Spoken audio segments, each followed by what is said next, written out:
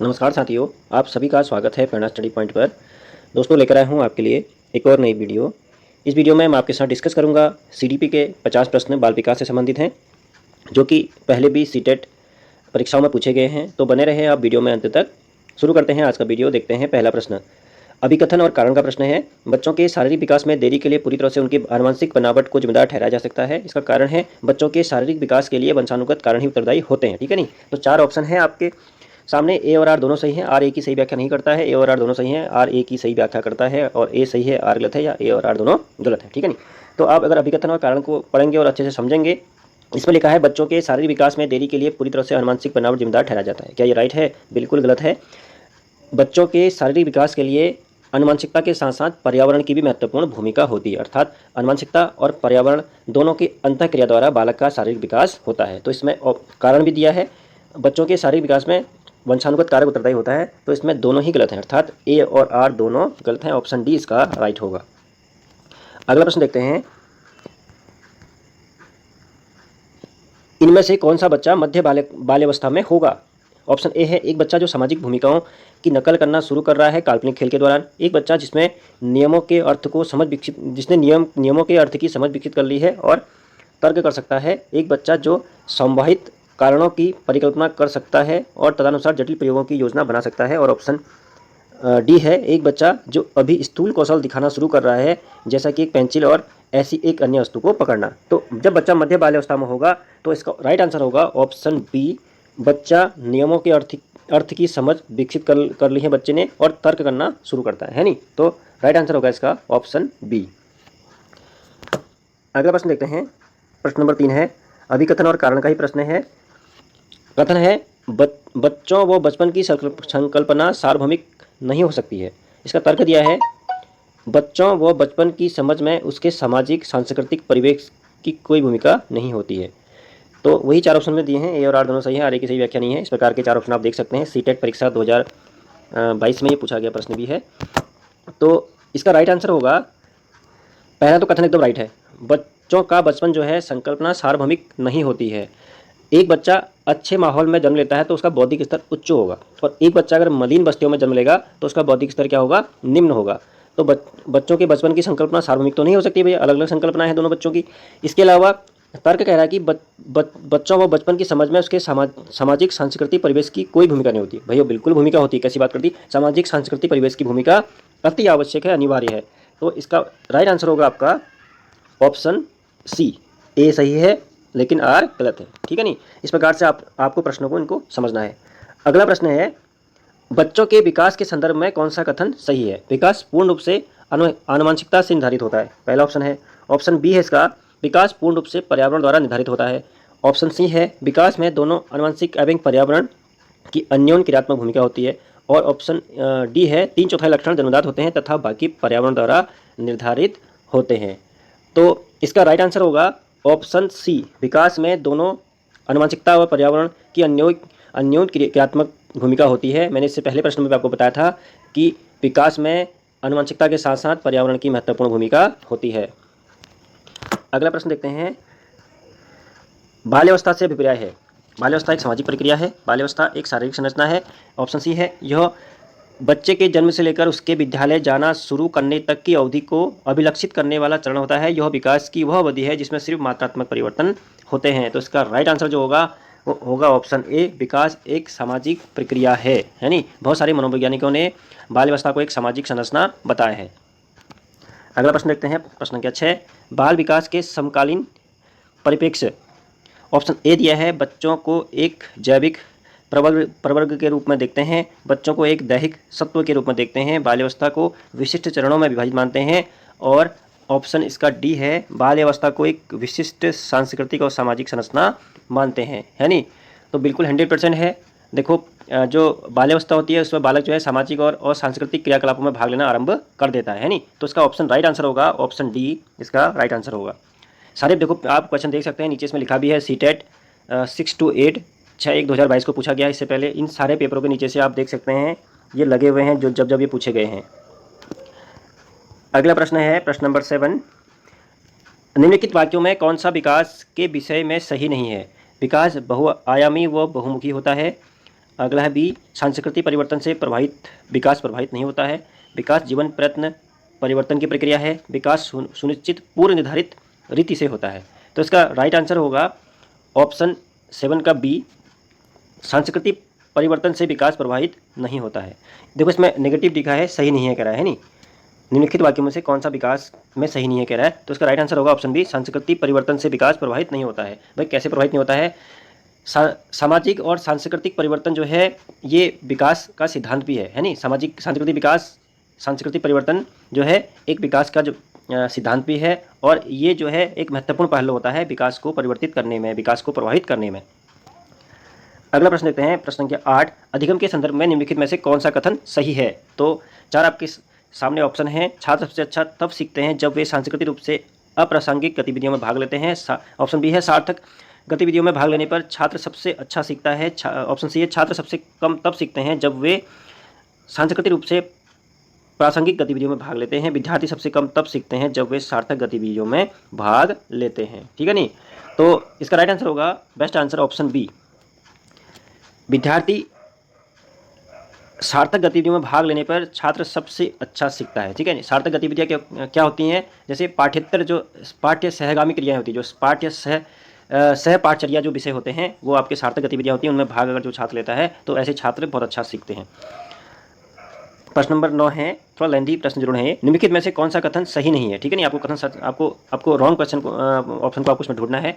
Option A है, विकास क्रमबद्ध व व्यवस्थित होता है। ऑप्शन बी है, विकास केवल आनुवंशिकता से प्रभावित होता है। ऑप्शन सी है, विकास के सभी क्षेत्र एक दूसरे पर निर्भर करते हैं। और ऑप्शन डी है इसका, विकास एक व्यक्तिगत विकास की गति व्यक्तिगत होती है नहीं।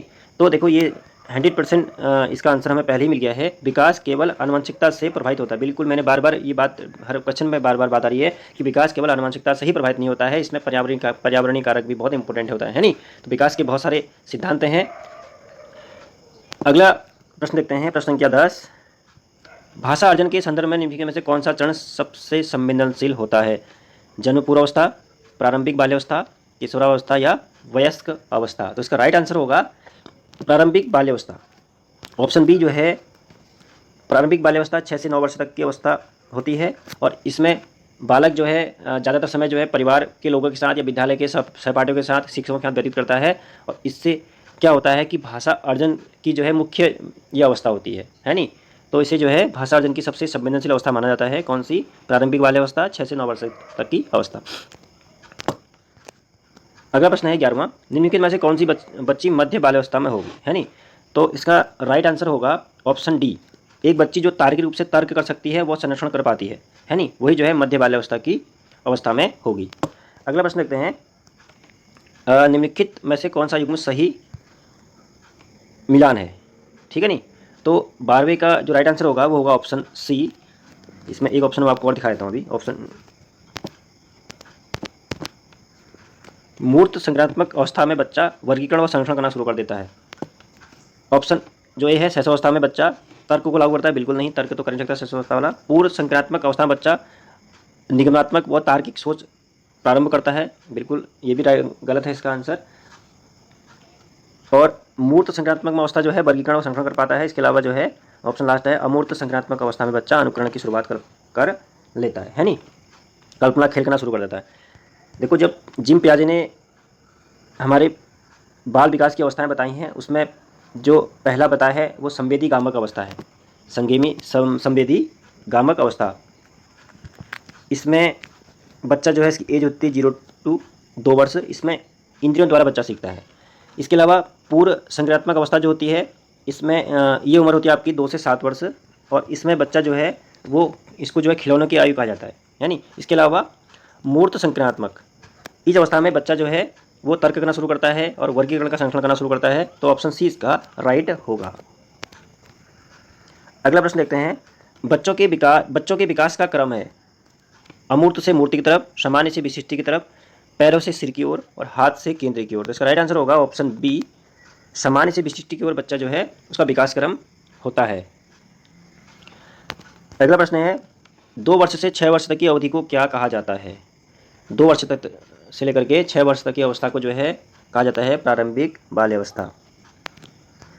अगला प्रश्न है प्रश्न संख्या 15, अधिगम को प्रभावित करने वाला निम्नलिखित में से कौन सा कारक पर्यावरणीय कारक है? तो इसका राइट आंसर होगा, देखो, रवैया है, प्रेरणा है और व्यक्तित्व लक्षण है। इसके अलावा विद्यालय है। तो पर्यावरणीय जो हमारा कारण होगा वो होगा हमारा स्कूल, विद्यालय। अगला प्रश्न है, बच्चों के संदर्भ में विकास के अंतर्गत आते हैं केवल गुणात्मक परिवर्तन, केवल मात्रात्मक परिवर्तन, गुणात्मक तथा मात्रात्मक दोनों परिवर्तन, न कि गुणात्मक ना ही मात्रात्मक। ठीक है नहीं, तो बच्चे के विकास संदर्भ में उसमें गुणात्मक तथा मात्रात्मक दोनों परिवर्तन होते हैं। अगला प्रश्न देखते हैं 17, विकास के विषय में सही वक्तव्य चुनिए। विकास एक दिशा की ओर एक आयामी होता है, विकास परिवर्तनीय होता है, विकास पूर्ण रूप से आनुवंशिकता से योजनाबद्ध होता है, सभी व्यक्ति एक ही आयु और गति से विकास के पहाड़ों को प्राप्त कर पाते हैं, नहीं। तो इसका राइट आंसर, परफेक्ट जो आंसर होगा ऑप्शन बी इसका राइट होगा। विकास जो है परिवर्तनीय होता है नहीं। तो विकास कैसे होता है? परिवर्तन होता है, इसमें आयु में परिवर्तन के साथ साथ विकास में परिवर्तन होता है। अगला प्रश्न है, बच्चों का विकास इनमें से परिणाम है। बच्चों का विकास इनमें से परिणाम है। पहला है केवल आनुवंशिकता, केवल वातावरण, विद्यालय और शिक्षा। ऑप्शन डी है आनुवंशिकता और वातावरण के बीच परस्पर अंतर है क्रिया। तो बिल्कुल राइट आंसर होगा ऑप्शन डी इसका राइट आंसर होगा। आनुवंशिकता और वातावरण के बीच परस्पर अंतर क्रिया जो है विकास का परिणाम होता है। 19 है, सारे प्रश्न परीक्षा में पूछे गए हैं, नीचे आप लोग देख पा रहे होंगे। ये सीटेट 2021 में पूछा गया, ये सीटेट 2021 में पूछा गया, ये सीटेट 2022 से पूछा गया, सीटेट 2021 में, ऐसे करके प्रश्न पूछे गए हैं। अगला 19 प्रश्न है, विकास के किस चरण में बहुत से हार्मोन संबंधी परिवर्तन होते हैं तथा अपनी पहचान की सक्रिय खोज पर बल होता है? तो इसका राइट आंसर होगा भैया, किशोरावस्था में हार्मोन से परिवर्तन होते हैं। यानी आप देखते होंगे कि बालक जब किशोरावस्था में आता है तो उसकी दाढ़ी मूंछ आना शुरू हो जाती हैं, वैसे बालिकाओं में भी काफ़ी शारीरिक परिवर्तन होते हैं। इस प्रकार से विकास के जो है किशोरावस्था में जो है हार्मोन संबंधी परिवर्तन होते हैं। फिर कथन कारण का सवाल है। कथन है, भाषा विकास केवल शैशवावस्था के दौरान होता है, इसलिए केवल शैशवावस्था तक ही उपयुक्त उद्दीपन प्रदान किया जाता है। शुरुआती वर्षों के दौरान अनुभव के लिए नकारात्मक वातावरण का दीर्घकालीन प्रभाव होता है। 20 है, तो इसका जो राइट आंसर, परफेक्ट आंसर जो होगा वो होगा इसका डी। ए और आर दोनों बिल्कुल गलत है, ठीक है नहीं, और ऑप्शन डी इसका राइट आंसर होगा, क्योंकि विकास, जो भाषा का विकास होता है केवल शैशवावस्था के दौरान नहीं होता है और न ही केवल तब तक ही उपयुक्त उद्दीपन प्रदान करना चाहिए, ऐसा बिल्कुल भी नहीं है नहीं। तो इसका जो राइट आंसर होगा ऑप्शन डी होगा। ए और आर दोनों गलत हैं। अगला प्रश्न है, किस अवधि के दौरान विचार अमूर्त और आदर्शवादी होते हैं? तो जब हम किशोरावस्था में पहुंचते हैं, है नहीं, इसको औपचारिक संक्रियात्मक अवस्था भी कहा जाता है, जिम पियाजे ने कही थी, और उन्होंने इसको जो है अमूर्त संक्रियात्मक अवस्था भी बताया था किशोरावस्था को। तो ऑप्शन डी इसका राइट आंसर होगा। अधिगम के संदर्भ में कौन सा कथन सही है? अधिगम के संबंध में कौन सा कथन? छात्र सबसे अच्छा तब सीखते हैं जब वे उन गतिविधियों में भाग लेते हैं जो उनके संदर्भ में संबंधित नहीं है। छात्र सबसे अच्छा तब सीखते हैं जब वे उन गतिविधियों में भाग लेते हैं जो उनके संदर्भ में संबंधित नहीं होते हैं। जब छात्र अर्थहीन गतिविधियों में भाग लेते हैं तो वे सबसे अच्छा सीखते हैं। और अगला इसमें ऑप्शन है, यांत्रिक गतिविधियों में भाग लेने पर छात्र सबसे अच्छा सीखते हैं, है नहीं। तो इसका जो राइट आंसर होगा, इसमें देखो, पहला ऑप्शन है, छात्र सबसे अच्छा तब सीखते हैं जब वे उन गतिविधियों में भाग लेते हैं जो उनके संदर्भ से संबंधित होती है नहीं। तो सबसे राइट, जो परफेक्ट आंसर है उसका यही इसका राइट आंसर होगा। अगला प्रश्न देखते हैं, प्रश्न 23, बच्चों के विकास के संदर्भ में निम्नलिखित में से कौन सा कथन सही है? ऑप्शन ए है, विकास के क्षेत्र सुस्पष्ट है तथा उनका एक दूसरे से कोई संबंध नहीं होता। बाल विकास से संबंधित विभिन्न सिद्धांत बच्चों के विकास के विषय में एक मत होते हैं। बच्चों का विकास उनके सामाजिक संदर्भ को प्रभावित करता है और सभी बच्चों के लिए विकास एक निर्बाध और निरंतर प्रक्रिया। तो ऑप्शन सी इसका राइट आंसर होगा कि बच्चों का विकास उनके सामाजिक संदर्भ से प्रभावित होता है भैया, 100% है। अगला प्रश्न देखते हैं, 24, विकास कि उस अवधि को क्या कहते हैं जब आत्मसात मानकों पर प्रश्न उठाया जाता है और अक्सर परिवार की तुलना में साथियों की राय बहुत महत्वपूर्ण होती है। देखो, विकास की उस अवधि को क्या कहते हैं जब आत्मसात मानकों पर प्रश्न उठ जाता है और अक्सर परिवार की तुलना में साथियों की राय महत्वपूर्ण की जाती है भैया। तो देखिए, ऐसा होता है, एक वैज्ञानिक थे स्टैनले हॉल, मनोवैज्ञानिक थे, उन्होंने किशोरावस्था को जो है उफान, विद्रोह और उफान, संघर्ष और विद्रोह की अवस्था बताया था, है नहीं, किशोरावस्था ने। तो इसका राइट आंसर होगा ऑप्शन डी, किशोरावस्था। किशोरावस्था में जो है होता क्या है कि इसमें बालक अपने आप को मतलब वयस्क बड़ा समझने की कोशिश करता है, और जो वयस्क होता है वो उसको बालक समझता है नहीं, और वो चाहता है कि अपने डिसीजन में खुद लूँ, मतलब कोई भी मुझे रोक टोक ना करे, इस प्रकार की गतिविधि करता है। और तनाव का काल भी कहा जाता है इसे, है नहीं। और इसमें उसमें हार्मोन्स का भी परिवर्तन होते हैं। तो इस प्रकार के कुछ कई गुण होते हैं जो किशोरावस्था में, इसीलिए जो है इसको संघर्ष, तूफान और विद्रोह की अवस्था भी कहा जाता है। वो चाहता है कि कोई परिवार का मेंबर मेरा कोई भी विद्रोह ना करे, मतलब मैं भी जो बात मैं कहूँ, मेरी बात का जो है वहाँ पर मान सम्मान किया जाए, यानी और जो मैं कर रहा हूँ वो राइट होता है, इस प्रकार के। और वो बहुत ज़्यादा फैमिली का इंटरफेयर अपने मैटर में नहीं चाहता है। ठीक, तो किशोरावस्था जो है इसका राइट आंसर होगा। अगला प्रश्न 25वां, विकास की कौन सी अवस्था में निम्न लक्षण समाहित होते हैं? स्वतंत्रता की स्थापना, अस्मिता का विकास और अमूर्त चिंतन। तो बिल्कुल अमूर्त चिंतन, स्वतंत्रता की स्थापना, ये अभी मैंने आपको डिस्कस किया है। ये 100% बिल्कुल फ्रीडम चाहता है। कौन बच्चा? किशोरावस्था वाला बच्चा। तो इसका राइट आंसर होगा ऑप्शन सी, किशोरावस्था, है नहीं। तो इस वीडियो में मैं यहीं तक आप प्रश्न आपको डिस्कस कर रहा हूँ, इससे आगे के प्रश्न मैं नेक्स्ट वीडियो में लेकर आऊँगा। आई होप कि आपको वीडियो पसंद आएगी। तो इसी प्रकार से कुछ लेंथी प्रश्न जरूर बनते हैं चाइल्ड पेडागोजी में, सीटेट में। तो आप लोग अच्छे से इन प्रश्नों को पूरा कंप्लीटली पढ़ेंगे, सारे के सारे ऑप्शन 1-2 बार पढ़ें। अगर आपको जनरली समझ में नहीं आ रहा है तो आप उसको जो है उन बच्चों के साथ जोड़ सकते हैं जो बाल्यावस्था में है, जो किशोरावस्था में है और जो शैशवावस्था में है। तो आपके आंसर ऑटोमेटिकली निकल आएंगे, चाहे आपने बहुत अच्छा स्टडीज़ में नहीं किया हो, तब भी आपके आंसर बन जाते हैं, है नहीं। आई होप कि आपको वीडियो पसंद आएगी। मिलते हैं नेक्स्ट वीडियो में, तब तक के लिए धन्यवाद।